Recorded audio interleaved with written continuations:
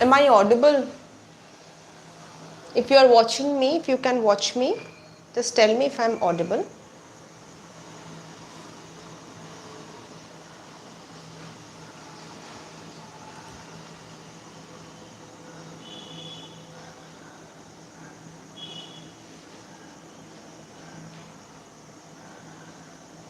Okay.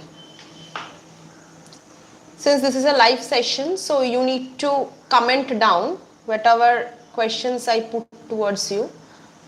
Through comment section, chat section, we will be communicating. We will wait 2 more minutes because this is to start at 8:05 and then we'll start off. Okay.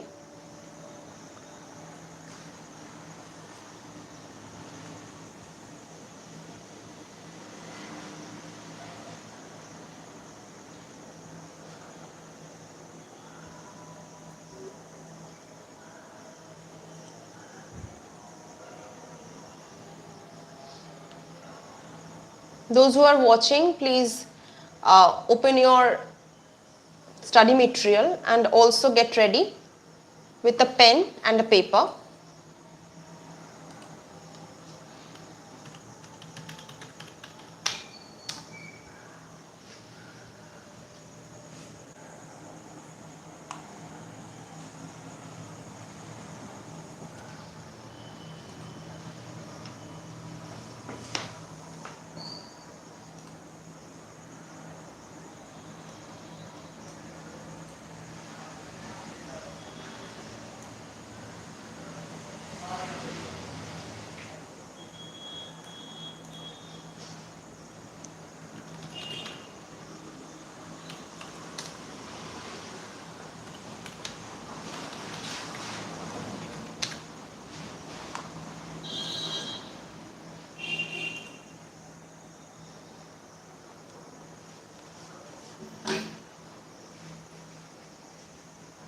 Give me a minute, I'll be notating this.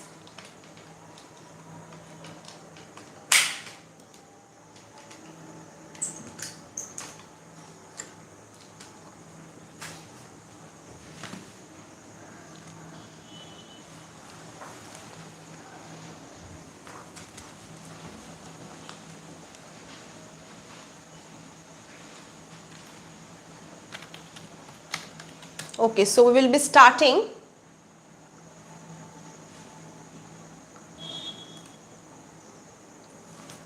Audible now?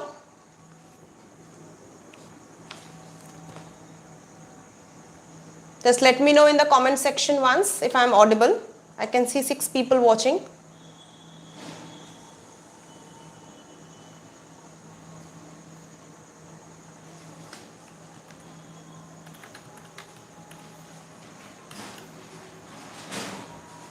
Okay, okay.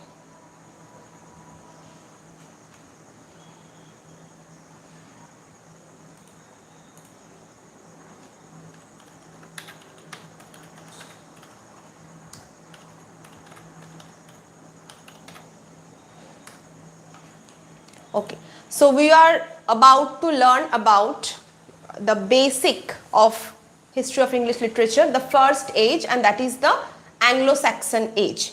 It is the very primary age, it is the very first age of history of English literature, and in today's live session, live class, we will be learning at the background of the age and the literary outputs across the categories. I hope you are ready with the pen and paper. So first, let us know how this land was formed, how it became England. At the very beginning, we are talking about a prehistoric time, and at this point of time, some rustic people used to live in the land of Britain, and they are mostly from Russia and Baltic region. They are mostly from Russia and Baltic region. They are rustic people and they used to live in the very land called Britain. They were Celts, they were pagan. Pagans means non-Christian. Pagans means non-Christian. Now, around 55-54 BC, before Christ, around 55-54 before Christ, this land was invaded by the Roman Emperor Julius Caesar. This land was attacked by or invaded by the Roman emperor called Julius Caesar. And then another Roman emperor, whose name is Claudius, he tried to systematize the colonization over Britain by Rome, and this time is around 43 AD. So after almost 100 years of the invasion by Julius Caesar, another Roman emperor called Claudius, if you are having problem with the names, let me know. I'll be writing them down in the chat box. Shall I write them down in the chat box? Or is it okay? Just let me know in the comment, okay? If I am to write the names in the chat box, I'll write it down. So Claudius, what happened?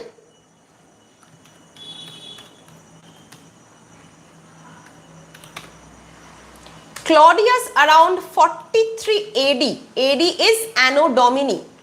It means after the death of Christ.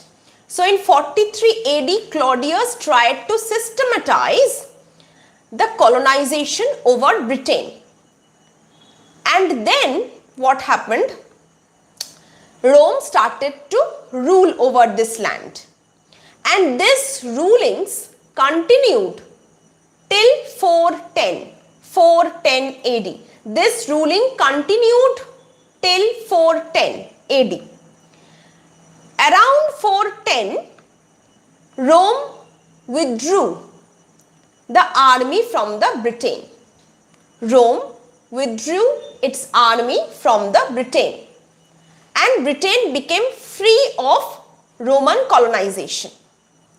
What happened next? After it became free, after the Roman army left Britain, some West Germanic tribes, some tribes, ferocious tribes, they are very, fierce in nature. They attacked this land. And they are three in numbers, three tribes. I am writing down the name. Angles, Saxons and Jutes. These three Germanic tribes attacked the land. Jutes came first in Britain, but they were very less in number. Angles and Saxons, they were large in number, huge in number, and they outnumbered these Jutes very soon and overpowered the land. Among these Angles and Saxons, Angles were more powerful, more ferocious, and they gave a new name to their land, and it became England. It became England.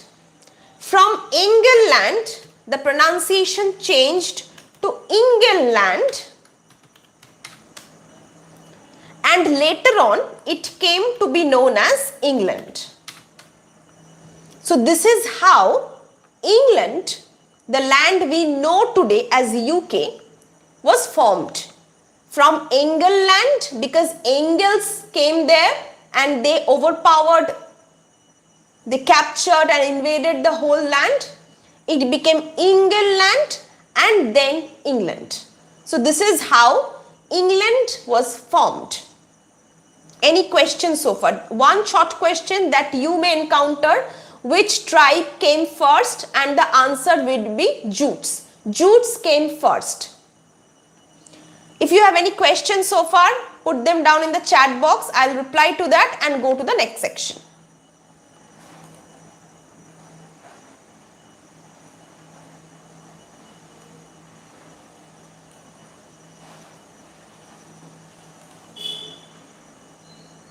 Are Are you understanding? Yes or no? Please reply. Are you getting my point?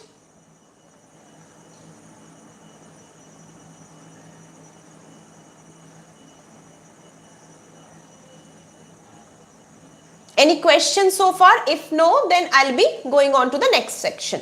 The next part is Christianization. Now, around 597 AD, Christian missionaries were sent to different lands. And here, Pope Gregory the Great, the contemporary or the then Pope, was Pope Gregory the Great. Very important for your short question. Pope Gregory the Great, he was the ruling Pope around 597 AD. He sent one missionary called Saint Augustine to England to spread Christianity. He was sent by Pope Gregory the Great to England to spread Christianity. Now the contemporary Anglo Saxon king was Ethelbert. Ethelbert was the first pagan king who was converted to Christianity, who took Christianity as his own religion. Clear? Before 597 AD, all of them were non-Christian. And this age was known as Anglo Saxon Age, which started in around 450 AD. Mostly Angles and Saxons were the inhabitants of the land. Around 597 AD, King Ethelbert was ruling the land. And when Pope Gregory the Great sent St. Augustine to Christianize the land, the king was the first one to become the convert. He took Christianity first. And when the king became a Christian, the whole land became Christian. Clear? At this point of time, the land only had Catholicism. The other branch was not started then. The only branch of Christianity that was spread around that time was Catholicism. Clear? So, two short questions are important from this area. One is who was the contemporary pope, and second, which missionary was sent to England to spread Christianity, and the year. So, 597 AD, Pope Gregory the Great and Saint Augustine. These three information are to be remembered. Any more question, or is it clear? If it is clear, then please write down yes, so that I can understand that whatever I am saying here, you people are understanding. Is it clear to all of you?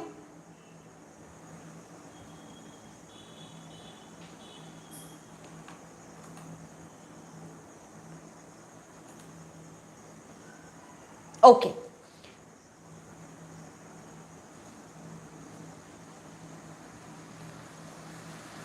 Now, Danes started attacking this land. Apart from, Romans left around 410. After that, Anglo-Saxon Age started and the king started ruling. But in the meantime, Danes, a neighboring land, and some fierce people from that land started, attacking. So, the contemporary king, a law was made around 876 AD. It is called Dane Law. The year and the law is important. Dane Law around 876 AD. Dane Law around 876 AD. A treaty was signed. Treaty, Banglaয় বলে চুক্তি. Peace treaty, Shanti Chukti. A peace treaty was signed mentioning the territory of the Dane. The king mentioned that yes, this is the part you can rule, but do not disturb us anymore. A part of the England land was given to the Danes. দিয়ে বলা হলো যে তোমরা আর আমাদের বিরক্ত করো না। একটা শান্তি চুক্তি সাইন করা হলো। So Danelaw around 876 AD.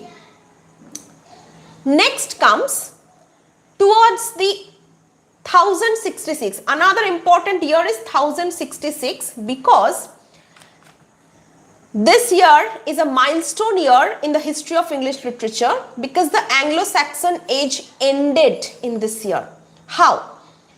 Now the Anglo Saxon king was Edward the Confessor. One Anglo Saxon king was Edward the Confessor. After his death, one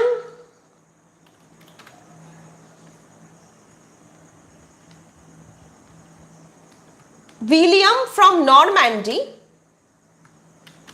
attacked England again.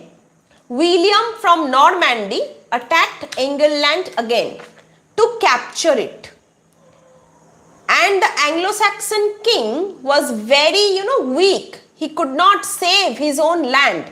So in 1066, William from Normandy captured the English throne, captured the throne of England. This year or this battle is known as Battle of Hastings. This battle is known as Battle of Hastings or Norman Conquest. This battle is also known as Norman Conquest. Okay? And William from Normandy came to be known as William the Conqueror. William from Normandy came to be known as William the Conqueror.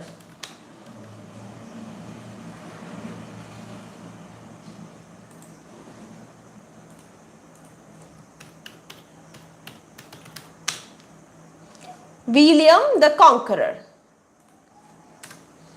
Conqueror মানে যে যুদ্ধ জয় করে, জয়ী. Clear? So William from Normandy, who attacked England in the year 1066, captured it, became successful in capturing it and became William the Conqueror. He was from north section of the globe. He was basically from French region. So in 1066 AD, the Old English period or the Anglo-Saxon Age ends and Middle English period begins. So our discussion will be limited to 450 AD to 1066 AD. This 600 years of span is known as Old English period. So this is the basic historical background. Let me know if you have any questions so far. Jodi question na thake, we will move on to the literary outputs. What are the literature of this period and what are the important questions that you need to prepare for exam?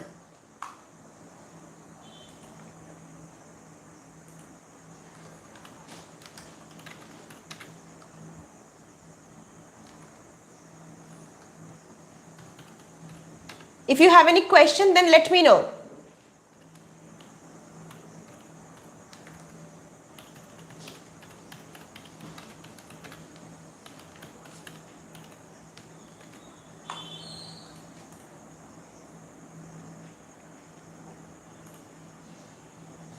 I have given you a poll.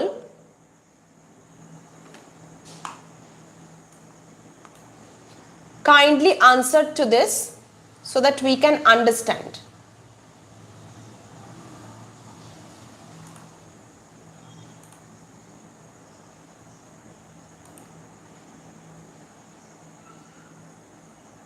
Okay.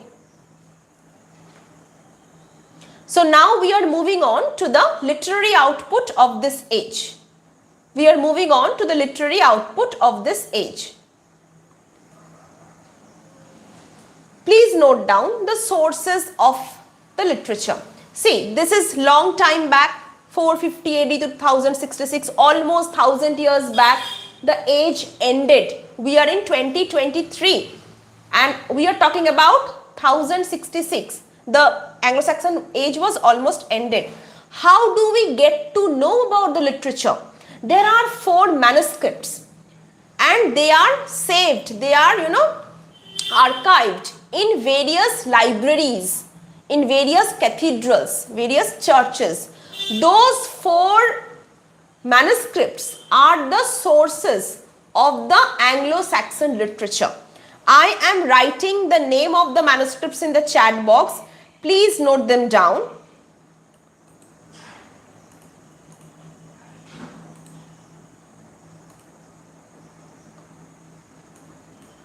First is the Beowulf manuscript. MS stands for manuscript.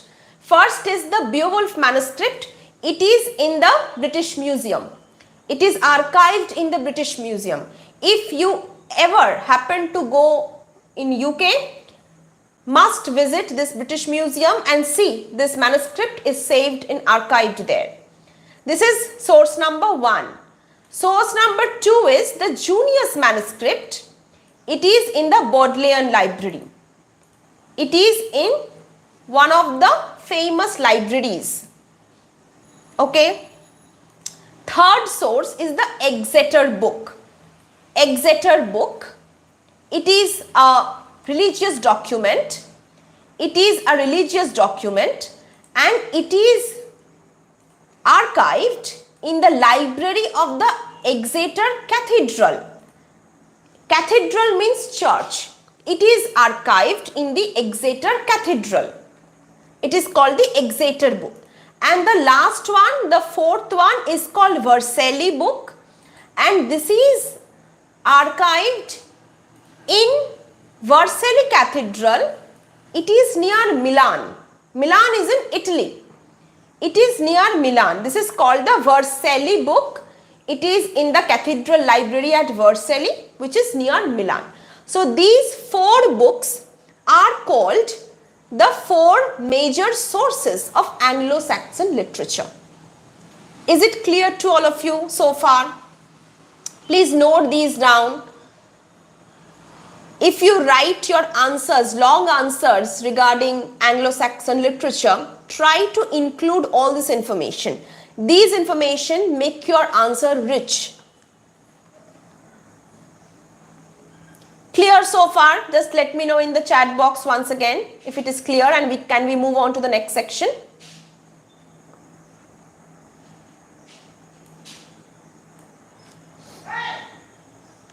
Just let me know if we can move on to the next section.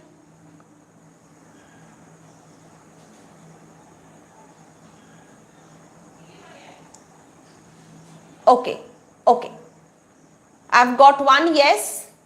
What about the others? Please write it down first and then we will move on to the next. Okay, fine. So these 4 are the sources. Next are the categories of literature that can be found in this area, in this age. There are 4 types. Poetry of 3 types and prose.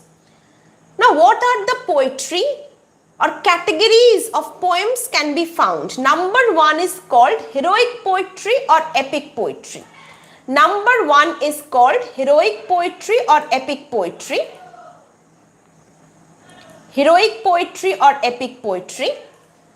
Number 2 is called lyric poetry or elegiac poetry. Number 1 is heroic poetry or epic poetry. Number 2, elegiac poetry or lyric poetry. Number 3, Christian poetry or the religious poetry. Number 3 is Christian poetry or religious poetry. And number 4, prose. I am writing everything in the chat box as far as possible. Number 3 is Christian poetry or religious poetry. And number 4 is Anglo-Saxon prose. Now the important thing is that you may have long questions or short 5 marks questions from all these areas.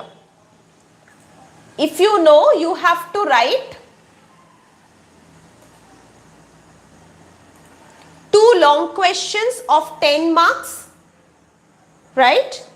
4 short type questions of 5 marks and 5 objective type questions, right? You have to write, I repeat, 2 long questions of 10 marks, 4 short type questions of 5 marks and 5 objective type questions. So these may come at any category. Let us discuss one by one. First we have heroic poetry or epic poetry. Heroic poetry. The first epic poetry we have is Beowulf. Beowulf is an epic poem.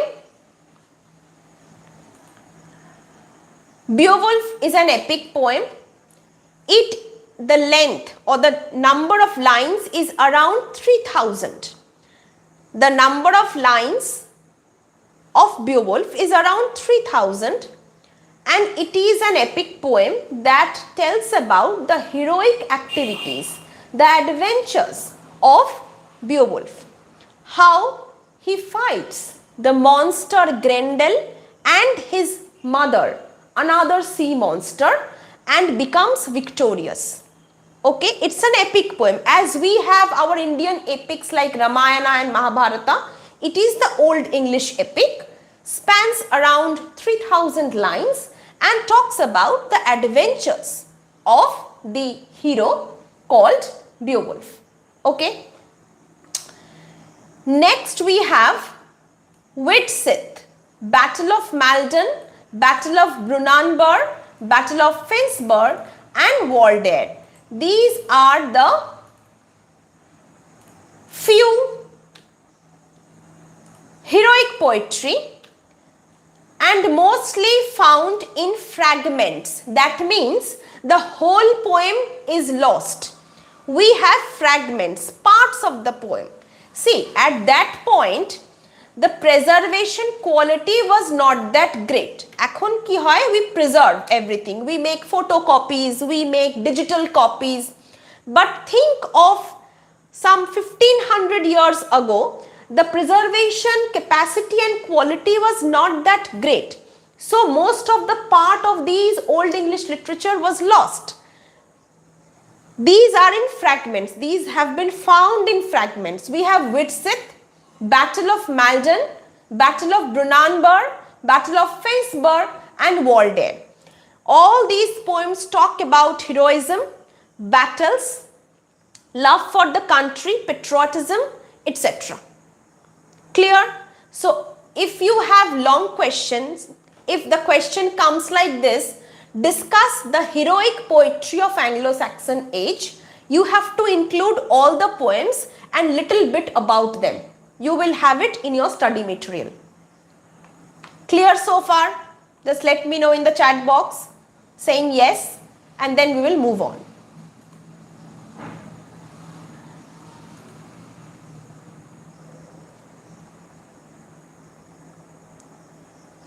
Just let me know if you are understanding, saying yes, and we will move on to the next part.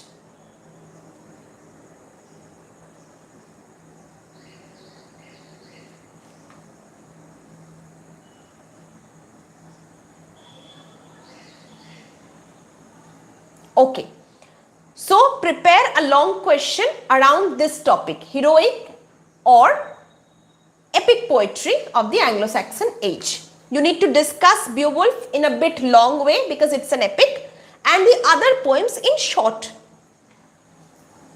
Okay, next is the lyric poetry or the elegiac poetry. Now, I told this term called elegiac poetry. Let us know first what is an elegy. An elegy is a poem of lamentation. What is the meaning of elegy? Elegy means a poem of lamentation. What is lamentation? Expressing your grief or sadness. Shok prokash kora, dukkho prokash kora. So, it is elegiac poetry or lyric poetry. Now, at this point of time, the occupation of the male members in Anglo-Saxon society was either they were soldiers or they were seamen. Seamen means sailors. So they used to live far away from their family for most of the time. So in elegiac poetry, we find the lamentation, the sadness of the speaker, either the man of the house who are far away from his family and are missing the family members, or the woman of the house, the wife, the mother, who are expressing their sadness for their son or husband. So it is a two-way poem. Either the man is suffering his sadness, or the woman, the wife or the mother, they are suffering their sadness because the family member is far away from them. So in lyric poetry or in elegiac poetry, we find personal grief, personal sadness. What are the poems that can be discussed under this category? I am listing them out in the chat box. Please note them down or mark it from your study material. It is there in your study material. So you need to discuss all these in short detail. First is Dior's Lament, Seafarer, the wife's complaint, the husband's message, the wanderer and the ruin. Look, here are the list of the elegiac poetry of the Anglo Saxon Age. Dior's Lament, the Seafarer, the wife's complaint, the husband's message, the wanderer and the ruin. Suppose the ruin talks about, ruin means destruction. The ruin talks about the destruction of a city, and the speaker expresses his grief, his sadness, looking at the destruction of the city. Suppose in wife's complaint, the wife has been banished, and because she was, accused of infidelity. Infidelity means disloyalty. The husband was absent and the family members suspected this wife of being disloyal. So she was banished. She was sent in a very lonely place, exile. Exile ba banish mane nirbashone pathano. Husband na থাকার সময় family মেম্বাররা সন্দেহ করে যে এই ওয়াইফের সাথে অন্য কারো সম্পর্ক আছে and she is being disloyal. So she was punished, and from that area, from that lonely place, the wife is complaining, and the wife has this belief that my husband will come and save me, that my husband will not misunderstand me. This is wife's complaint. The husband's message is often told a pair poem to this wife's complaint. Wife's complaint and the reply is the husband's message. So you see, while the heroic poetry talked about battle, heroism, fight, this elegiac poetry or lyric poetry talks about, personal grief, personal message, personal moments. Clear?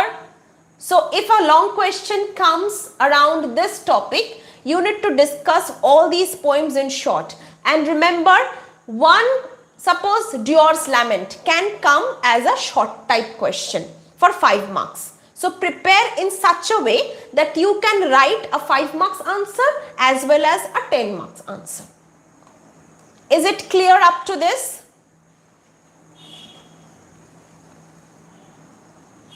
Let me know saying yes or no. And if you have any questions so far, also note it down in the chat box. I'll reply to it.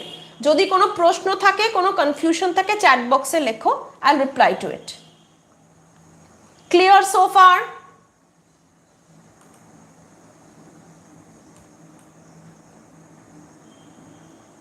From these section, you can have 5 marks question, also 10 marks question.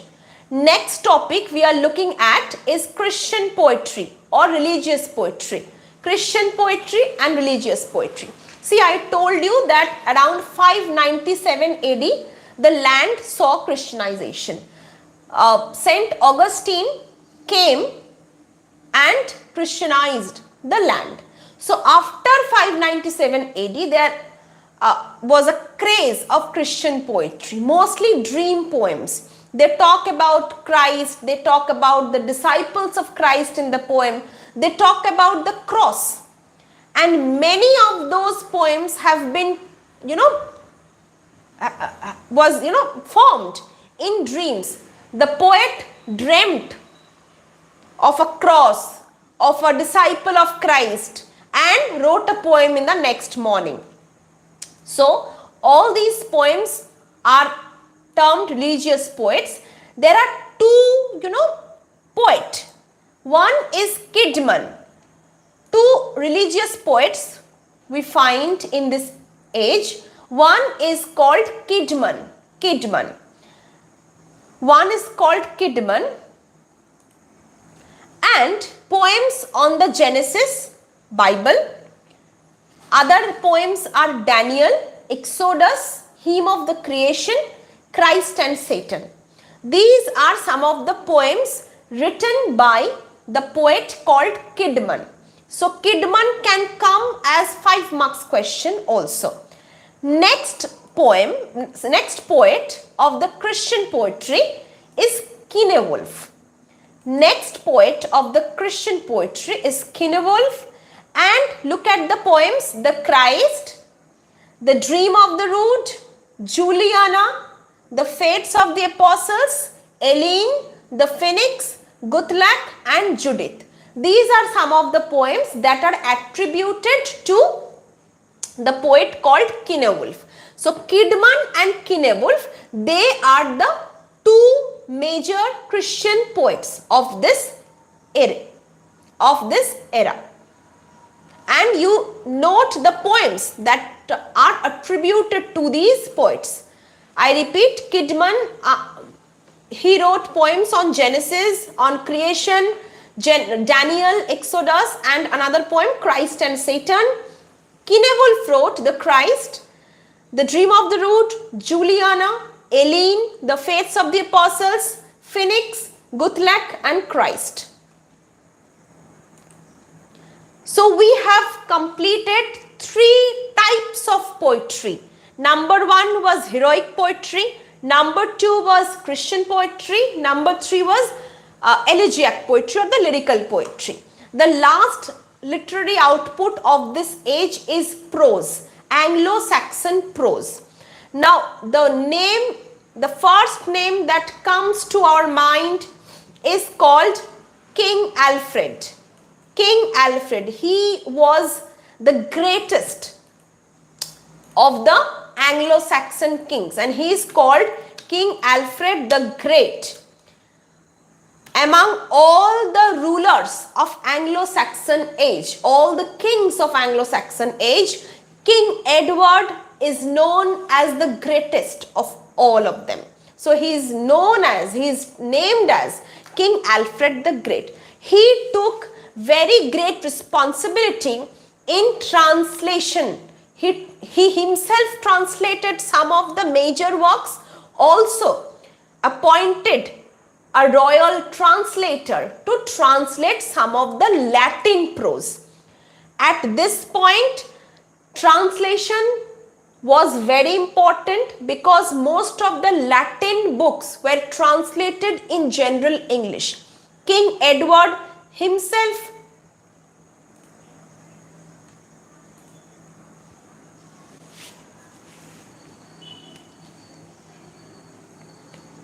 Am I audible to all of you? I think the connection just snapped.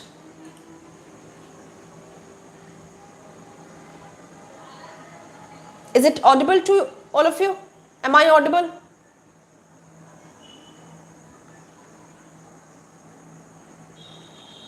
Okay, fine. Okay. So, translation was very important because most of the Latin works were translated at this time. Either King Alfred himself translated them or got them translated by a royal translator.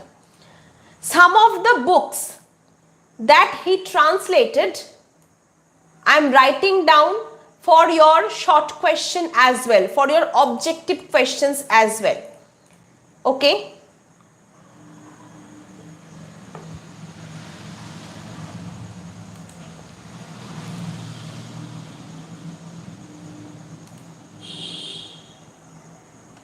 These are few books which were translated during the reign or the time period of King Alfred's rule. I read out: Pastoral Care by Pope Gregory, The History of the World of Orosius, Bede's Ecclesiastical History, Consolation of Philosophy of Boethius, and Soliloquies of St. Augustine. Now these may come as objective questions as well.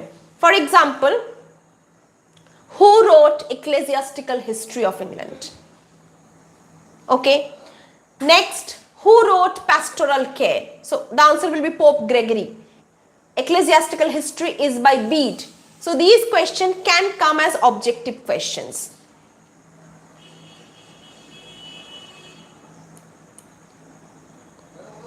Sunny, I didn't get your question.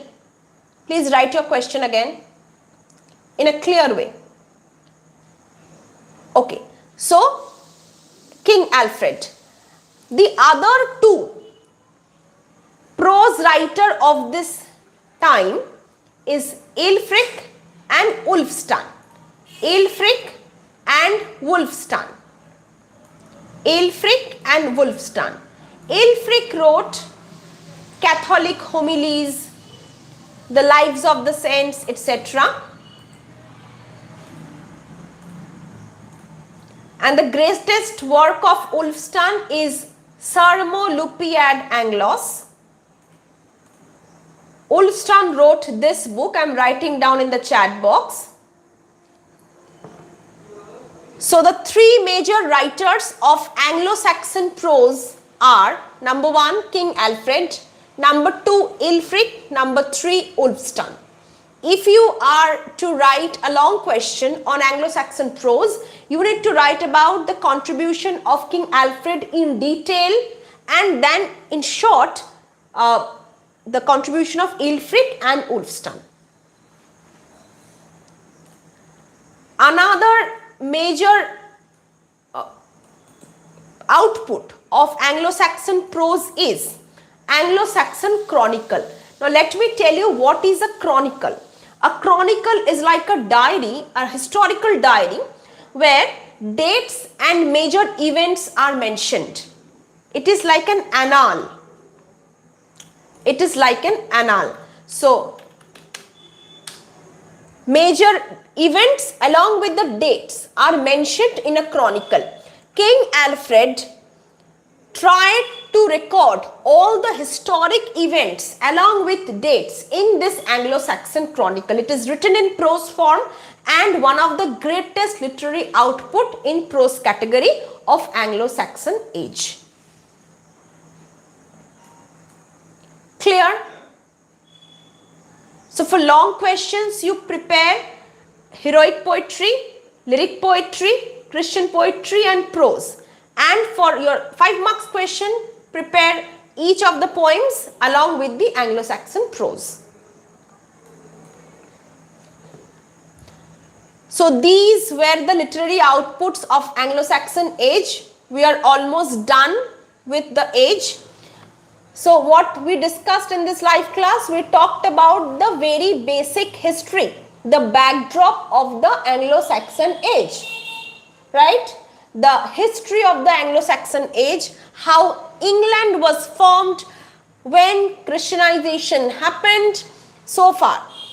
And then we moved on to the literary outputs which are spreaded in 4 categories. And this all ends in the year 1066 with William of Normandy conquering the land. And then Anglo-Saxon age ends, Middle English begins. Anglo-Saxon age is also known as Old English age. If you look at this book, this study material, it is in the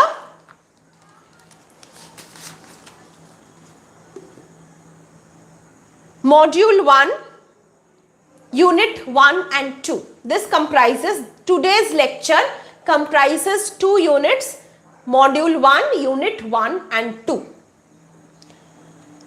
Now, I I'm open for questions. If you have any question, any query, any kind of confession, let me know in the chat box. And tell me how many of you here have actually attended my offline class in the college.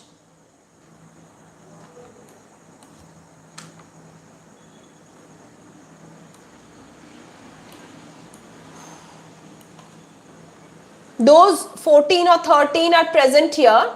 Have you attended any offline class in college where I already taught this?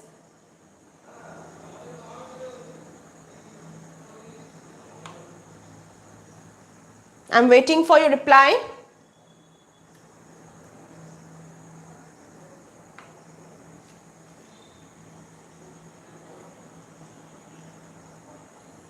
Okay. Okay. So this is it for today's class. We were about to discuss only the Anglo-Saxon age in today's class, and I have many of you as already suggested me, requested me to take classes because many of you could not attend the offline class and there is no provision of conducting offline class in college now. So I planned these sessions so that I can help you at least before exam. If you need any such classes in future, let me know. I'll be conducting then paper-wise classes, your CC 1, 2, 3, 4. Just let me know if you want any classes, such sessions. Please reply so that I can understand if I need to arrange such classes in future as well. In the next class, I will talk about Middle English and Elizabethan age. That is your module 1 half and 2. Module 1 and 2. Okay. In the next class, I will talk about module 1 and 2, and that is Middle English period and Elizabethan age. Okay. Okay. So after we are done with paper 1 and 3, that is the British history. We will move on to paper 2 and 4, that is the European history and Sanskrit literature in translation. If you do not have any more question today, we will stop this class here. Thank you for joining and good night. And if you have any more question, I am still open for your questions. You can put forth your question in the chat box. Otherwise, you can leave the session. Thank you for joining. I'll announce the next session in the WhatsApp group.